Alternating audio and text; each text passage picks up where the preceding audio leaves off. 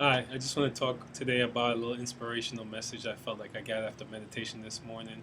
And it's based on the Bible story of the widow who needed to pay her debts and she didn't know what she was going to do. And she asked the prophet, I think it was Elisha, um, how can I pay my debts? And he told her to go to your neighbor's house and ask them for empty jars and bring as many back. He said, don't get not a few. He's trying to say get a lot, and bring them back to the house. When you get back in the house, I want you to take the little jar of oil that you have and start filling each one.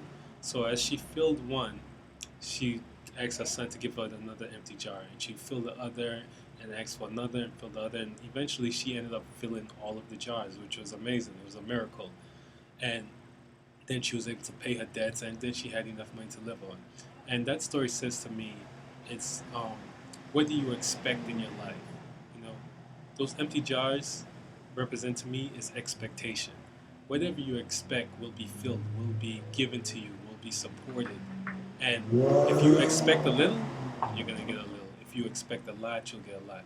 You don't get what you want, you don't get what you work for, you get what you expect. What you expect. Anthony Robbins says to raise your standards. Whatever you raise your standards to is what you're going to live. And it's the same thing. So I ask myself in my life, what is my empty jar? What am I expecting?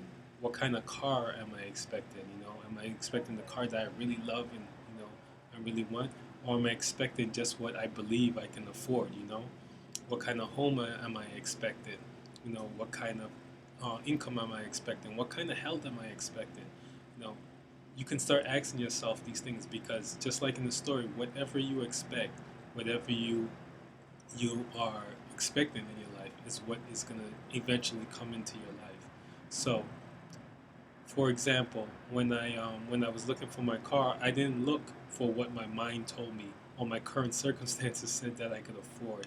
Because if I did that, then it wasn't going to be a very nice car. What I did is I looked for exactly what I wanted, you know, and when I found it, I knew that was it, and it was out of my, current income, you know, what I could look like I could afford, but over the months I just expected. I knew that this was mine. I knew I could feel in my heart that this car was mine. This is what God had for me. This is what the universe had for me.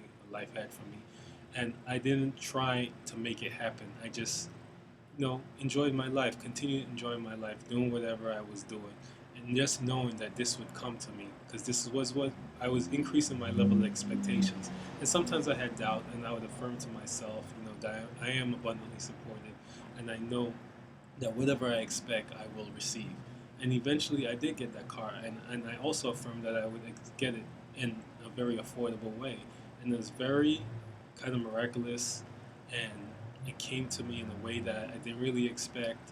And it wasn't even the exact same car, but it was even better than the one that I wanted before. Pretty much the same, but just a little bit better in the way I got it and the features it had. So I actually got I got more than I expected.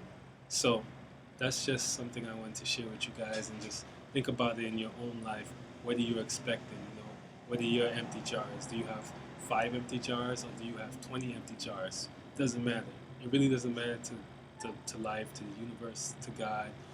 It doesn't matter how big you go, how small you go. All that matters is whatever you expect is what you're gonna get.